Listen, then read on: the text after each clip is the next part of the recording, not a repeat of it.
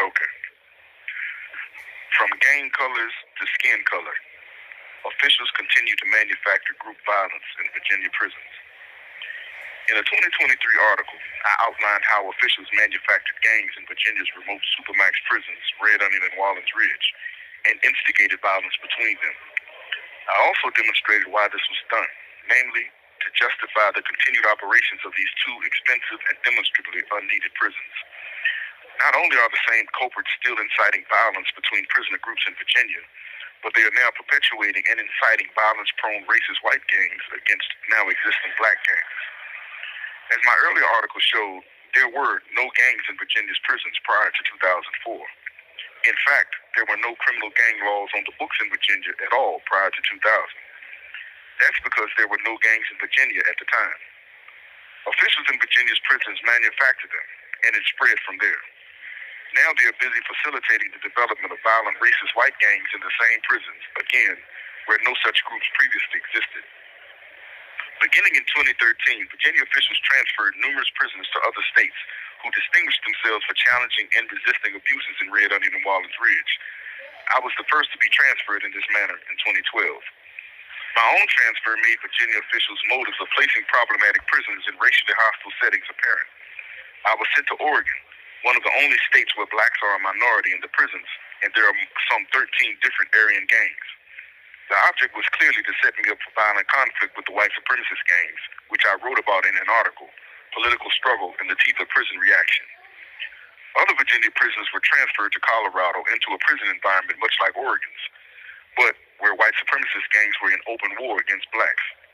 I recall corresponding with Pierre Watkins, a Virginia prisoner, identified black gang leader, and a comrade of mine who was shipped to Colorado after he and several others at Red Onion joined the historic 2013 hunger strike with California prisoners who were protesting long-term solitary confinement.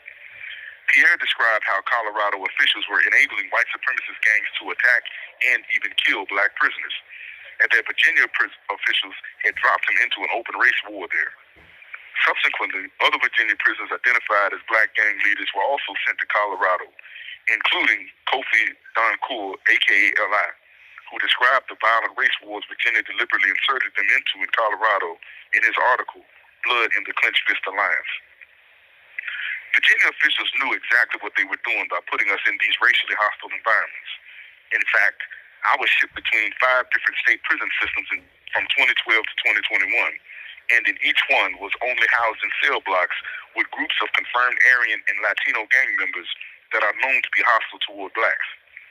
Not coincidentally, upon my return in 2021, I found an Aryan gang presence in Virginia's prisons where none had existed before.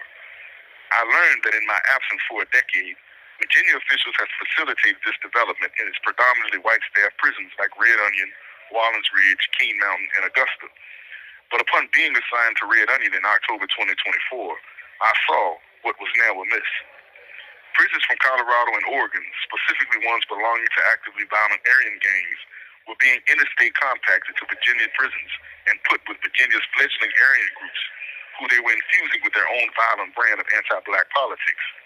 Worse still, I listened as Red Onion guards laughed and boasted about facilitating attacks by these whites on black prisoners to create a race war between these groups.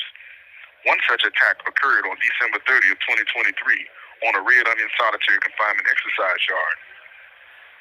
While on hunger strike at Red Onion, I was taken to a local hospital to receive intravenous fluids on January 4th, 2024. The 3 guards who transported me to the hospital exposed staff's role in that incident, and as they talked and laughed about how Red Onion's officials knew this, documented Aryan prisoner was plotting to stab several black Crips on the solitary exercise yard, and had cut a hole in the yard's fence so he could crawl through and attack one of the targeted blacks. On the appointed day, Red Onion guards had deliberately moved the regular guards and K-9 officers from the area and assigned only rookie guards to the post. They said staff knew the fence had been cut and watched as the Aryan crawled through after the rookies had brought the black prisoner out in handcuffs. The Aryan then attacked and repeatedly stabbed the black prisoner on the rookies as the rookies ran, and guards in the gun post shot their guns but deliberately missed the Aryan. They laughed about officials having allowed something similar to occur a decade earlier, when a white supremacist prisoner, Robert Gleason, was allowed to take a rope outside to the solitary exercise yard at Red Onion and strangle a black Crip to death through the fence. Gleason pled guilty and was later executed for this and another killing he was allowed to carry out. I observed and listened as prisoners at Red Onion revealed that the Virginia Interstate Compact Office was bringing known violent Aryans to Virginia from Colorado, Oregon, and so on, and mixing them with Virginia's homegrown Aryans, allowing them to infuse the Virginia prison groups with their own violent racial politics. At the center of this was one of the main orchestrators of the first wave of gangs and gang wars in these remote prisons during and since 2005, who I identified in my prior article, James Bentley, who is now Red Onion's chief investigator and top so-called gang specialist. Dare to struggle, dare to win. All power to the people.